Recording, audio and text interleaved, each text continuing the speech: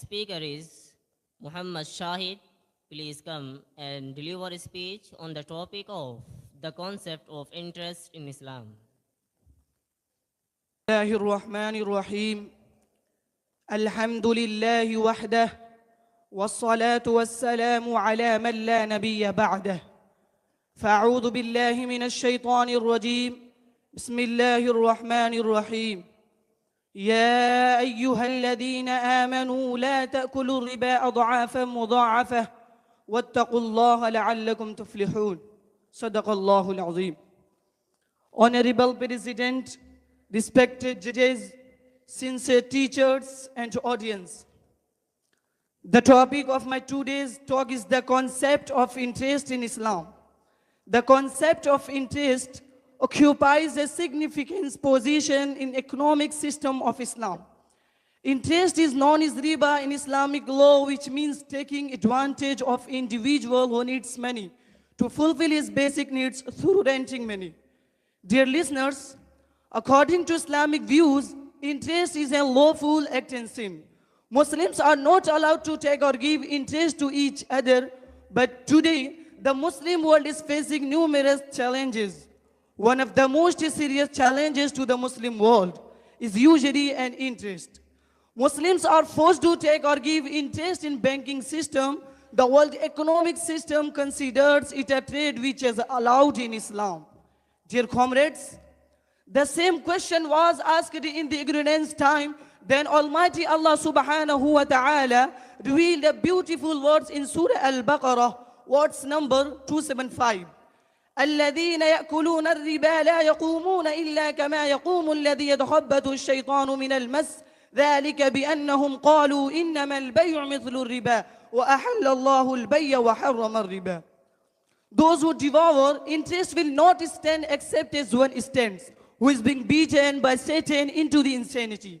That is because they say trade is just like interest, but Allah has permitted trade and forbidden interest. Dear brothers, usury is not like a trade, because trade makes benefit, but usury always gets loss for a person who borrows money. Because of usury, the rich becomes the richest and poor becomes more poor. In fact, it's injustice, and Allah never allows us to do injustice, because Allah is just and He always wants justice. That's why Allah has forbidden usury and interest, and He said in Surah Ali Imran, chapter number 3, verse number 130, يا أيها الذين آمنوا لا تأكلوا الربا أضعافا مضاعفة واتقوا الله لعلكم تفلحون. O you believers, don't devour riba double and treble, but fear from Allah that you may really successful. In another place, Allah subhanahu wa ta'ala says, وَمَا آتَيْتُم مِّن رِّبًا لِيَرْبُوَ فِي أَمْوَالِ النَّاسِ فَلَا يَرْبُو عِندَ اللَّهِ وَمَا آتَيْتُم مِّن زَكَاةٍ تُرِيدُونَ وَجْهَ اللَّهِ فَأُولَٰئِكَ هُمُ الْمُضْعِفُونَ.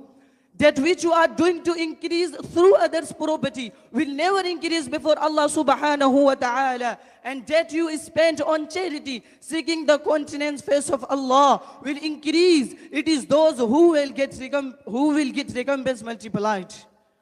My dear audience, there are many combinations mentioned in the Quran and Hadith about usury.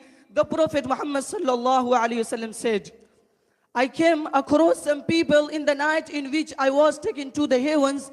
Their stomach were like houses wherein many serpents, which could be seen from the front of their stomach. I asked Jibreel, who are these people? He replied, these are those who devoured usury. And when another place, the Prophet Muhammad sallallahu alayhi wasallam said, the usury has 70 divisions. The easiest division of them is man marrying his mother.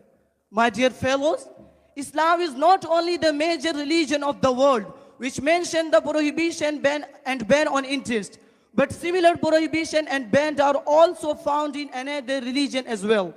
In ancient Hindus, scriptures have condemned riba as an evil and have restrictions on their operation. In Judaism, the Torah has also negated usury and riba. The Christianity has similar views, just like other religion prohibits riba.